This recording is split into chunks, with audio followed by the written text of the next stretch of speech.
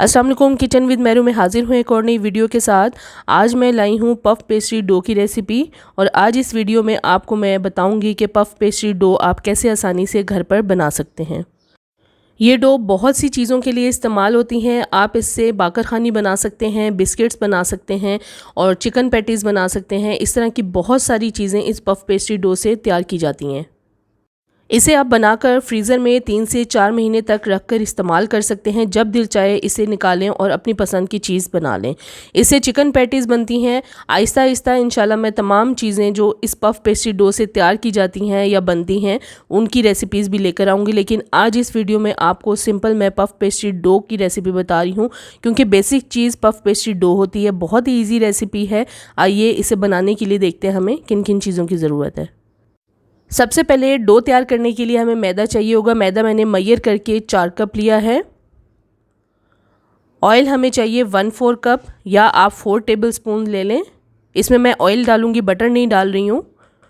Sugar powder मैंने 2 tablespoon लिया है और नमक मैंने 1 टीस्पून लिया है। इसमें नमक इतना ही जाएगा, इससे ज़्यादा नमक ऐड नहीं करना। अब मैं रेसिपी स्टार्ट करूँगी। सबसे पहले मैं चॉपर में तमाम मैदा डाल दूँगी, साथ ही इसमें शुगर और सॉल्ट डाल दूंगी और इसमें साथ ही ऑयल डाल दूंगी और इसे मैं अच्छी तरह से मिक्स कर लूँगी। और इतना मिक्स करना है कि ये क्रम्बल्ड हो जाए, यानी आप इसे मिक्स करने के बाद हाथ में मुट्ठी में थोड़ा सा मिक्सचर लेकर देखें। अगर वो मुट्ठी में एक शेप बन जाती है तो हमारा मिक्सचर बिल्कुल तैयार है। अब इसे मैं अलग बड़े बॉल में निकालूंगी। आप इन तमाम चीज़ों को हाथ से भी मिक्स कर सकते हैं। अगर चॉपर नहीं है तो हाथ से मिक्स कर लें और इनको चीज़ों को अगर हाथ से मिक्स करना है तो इतना ही मिक्स करना है कि ये क्रम्बल्ड हो जाए और हाथ में लेके देखें इसकी एक शेप बन जाए। उसके बाद इसके बीच में ठंडा पानी डालना है, नीम गर्म पानी नहीं डालना। ठंडा पानी ऐड करके इसे अब मैं थोड़ा थोड़ा नीट करना शुरू कर दूंगी। इस डो को हमें इतना नीट करना है कि ये ना ज़्यादा सख्त हो और ना ही ज़्यादा नरम हो।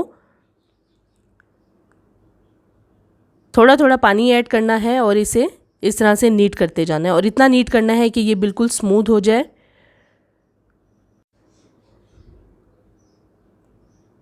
इस तरह से मैंने इसे बहुत अच्छी तरह से नीट कर लिया है और ये देखें बहुत अच्छी तरह से ये स्मूथ हो चुकी है।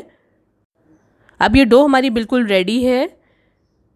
इसे अब मैं इस तरह के प्लास्टिक रैप में या क्लिंग रैप में आप इसे इस तरह से कवर कर दें। अच्छी तरह से कवर करके अब इस डो को मैं फ्रिज में रख दूंगी तकरीबन 15 से 20 मिनट के लिए, ताकि ये अच्छे से सेट हो जाए। डो को अच्छी तरह से नीट करना बहुत ज़रूरी है, तभी आपकी शीट्स अच्छी बनेंगी। पफ पेस्ट्री डो को तैयार करने के लिए मैं बटर नहीं यूज़ कर रही हूँ। ये यूनी पफ है क्योंकि इसी से ही पफ पेस्ट्री डो का बेहतरीन रिज़ल्ट आता है। इसे शॉर्टनिंग भी कहते हैं। इसकी रेसिपी मैं ऑलरेडी अपने चैनल पे शेयर कर चुकी हूँ। ऊपर आई बटन में भी दे दूँगी और नीचे डिस्क्रिप्शन बॉक्स में भी इसका लिंक दे दूँगी, वहाँ से आप क्लिक करके देख सकते हैं। अब यूनी पफ थोड़ा सा जो फ्रिज से मैंने निकाला है हार्ड होता है। मैंने एक बॉल में प्लास्टिक शीट बिछा दी है और इसे अब मैं हाथ की मदद से इस तरह से नरम कर लूँगी, क्योंकि फ्रिज से निकालने के बाद ये थोड़ा सा सख्त होता है। पहले हमें इसे इस तरह से नरम कर लेना है और बहुत आसानी से ये नरम हो जाएगा। नरम करने के बाद इसे मैंने उसी बॉल में शेप दे लेनी है। शेप देने के बाद इसे मैंने बॉल से निकाल लिया है और इसे अब मैं अच्छी तरह से स्क्वायर शेप में बेल लूँगी। अगर आप पफ पेस्ट्री डो का अच्छा रिज़ल्ट चाहते हैं तो इसमें आप यूनी पफ या शॉर्टनिंग इस्तेमाल करें। इसी से ही पफ पेस्ट्री डो ज़बरदस्त बनती है। मक्खन से भी तैयार की जाती है। इंशाल्लाह आगे भी मैं मक्खन से बनाई हुई पफ पेस्ट्री डो की रेसिपी लाऊंगी। अब ये अच्छी तरह से बराबर हो गई है। इसे मैंने बेल लिया है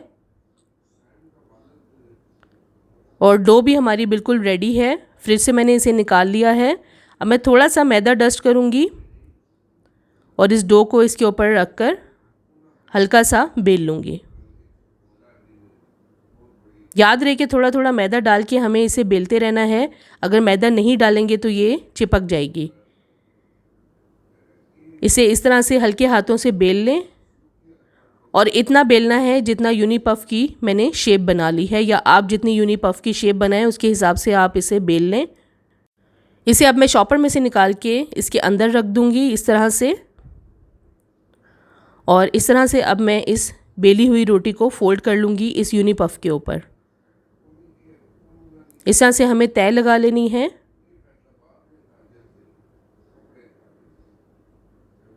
और अच्छी तरह से इसे कवर कर देना है ताकि शॉर्टनिंग बाहर ना निकले। हल्का सा मैदा डस्ट कर लिया और इसे बिल्कुल हल्के हाथों से मैं बेल रही हूँ। इसको बेलते हुए बहुत ही ज़्यादा एहतियात की ज़रूरत है, क्योंकि ये ज़रा सा भी क्रैक हो जाएगा तो हमारी जो पफ पेस्ट्री से बनी हुई चीज़ है वो अच्छी तरह से नहीं बनेगी। हल्का हल्का मैदा डस्ट करके मैं इसे बिल्कुल हल्के हाथों से बेल रही हूँ और पतला सा हमें इसे बेल लेना है।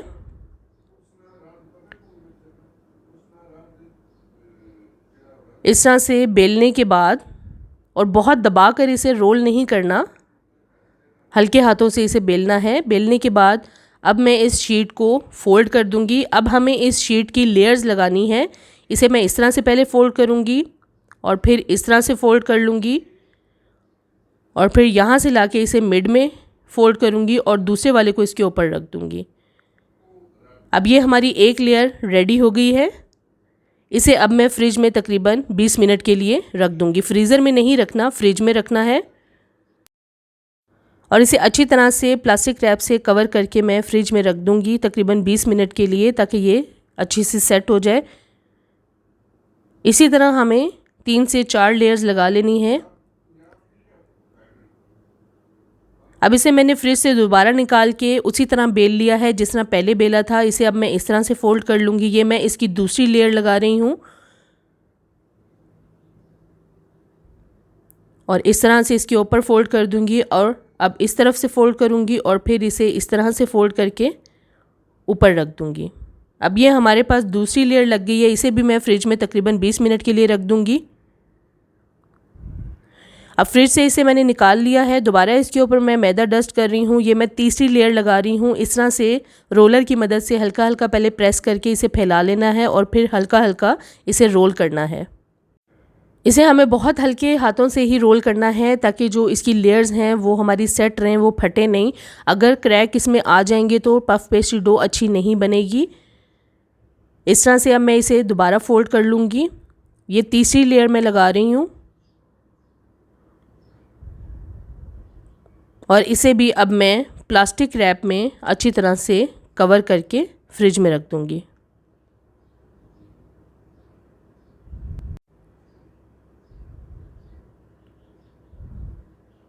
अच्छी तरह से इसे कवर कर देना है। कवर करने के बाद अब मैं इसे दोबारा से 20 मिनट के लिए फ्रिज में रख दूँगी।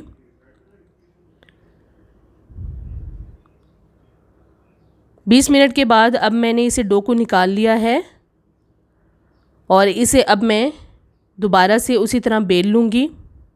तकरीबन 3 से 4 हमें इस तरह से लेयर्स लगानी है और फ्रिज में रखते रहना है। हल्का सा मैदा डस्ट करके अब ये देखिए मैं हल्का हल्का रोलर की मदद से प्रेस कर रही हूँ।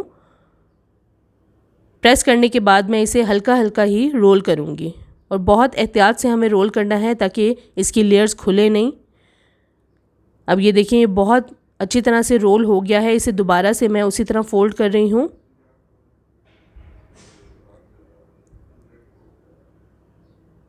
इसी तरह बेलने से इसमें लेयर्स आएंगी। अब ये डो को अच्छी तरह से मैंने रेडी कर लिया है। पफ पेस्ट्री डो हमारी बहुत ही ज़बरदस्त किस्म की रेडी हो गई है। इस डो से आप बहुत ढेर सारी चीज़ें बना सकते हैं और बहुत आसानी से बेक हो जाती हैं। अच्छी तरह से इसकी लेयर्स लग चुकी हैं। अब मैं आपको कुछ काट के दिखा देती हूँ। थोड़ी सी डो मैं निकाल लूँगी। ये देखें बहुत ही ज़बरदस्त इसके अंदर लेयर्स लगी हैं, आप देख सकते हैं। अब ये इतनी डो को मैं दोबारा से प्लास्टिक रैप करके फ्रिज में रख दूँगी और जो थोड़ी सी डो मैंने निकाली है उससे भी आपको मैं बेक करके दिखा देती हूँ कि कितनी ज़बरदस्त चीज़ें इससे बेक होती हैं। अच्छी तरह से इसे कवर करके अब मैं फ्रिज में रख दूँगी और बाकी की डो को मैंने बेल लिया है पतला सा, बहुत बारीक नहीं बेलना। इस तरह से मैं इसके पीसेस कर लूँगी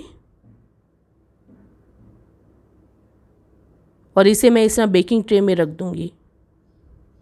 अभी सिंपल आपको मैं बेक करके दिखाऊंगी, ओवन में भी और विदाउट ओवन भी। अब इसके ऊपर मैं हल्का सा ये अंडे की जर्दी को ब्रश कर दूंगी। आप अंडा भी ब्रश कर सकते हैं। इसके ऊपर थोड़े से मैंने तिल डाल दिए हैं और कुछ के ऊपर मैंने चीनी डाल दी है। इसे मैं ओवन में रख दूंगी। इसे हमें 180 से 200 डिग्री पे तकरीबन 15 मिनट के लिए बेक करना है। ये बेक हो चुके हैं। इसे मैंने ओवन से निकाल लिया है। बहुत ही ज़बरदस्त इसके अंदर लेयर्स बनी है, ऊपर से और नीचे से बहुत अच्छी तरह से ये बेक हो गया है। ये मैंने सिंपल बिस्किट्स बेक किए हैं और मैं आपको दिखाती हूँ कि इसके अंदर कितनी अच्छी लेयर्स लगी हैं। ठंडे होने के बाद ये बहुत ज़्यादा क्रिस्पी हो जाएगा और ये वज़न में बहुत ही ज़्यादा हल्के होते हैं। ये देख सकते हैं आप लेयर्स कितनी अच्छी बनी हैं। इन्हें मैंने ओवन में बेक किया है। आप विदाउट ओवन भी बेक कर सकते हैं। अब मैं आपको दिखाती हूँ तोड़ के कि कितना क्रिस्पी बना है। ये देखें, बहुत ही आसानी से टूट गया और अंदर जो हैं लेयर्स वो अलग अलग आपको नज़र आ रही हैं। आज इस वीडियो में आपको मैंने पफ पेस्ट्री डो की बहुत ही आसान सी रेसिपी बताई है। थोड़ी सी इसमें मेहनत है। आप इसे पफ पेस्ट्री डो को बनाकर फ्रीज़र में 3 से 4 महीने तक रखकर इस्तेमाल कर सकते हैं। जब दिल चाहे आप डो को बाहर निकालें और अपनी पसंद की चीज़ बनाकर बेक कर लें। मुझे कमेंट्स में ज़रूर शेयर करें ये वीडियो आपको कैसी लगी। अगर अभी तक आपने मेरे चैनल को सब्सक्राइब नहीं किया तो प्लीज़ मेरे चैनल को सब्सक्राइब करें, लाइक करें, शेयर करें और बेल आइकॉन को ज़रूर प्रेस कर दें ताकि मेरी आने वाली नई वीडियो सबसे पहले आपको मिले। अल्लाह हाफिज़।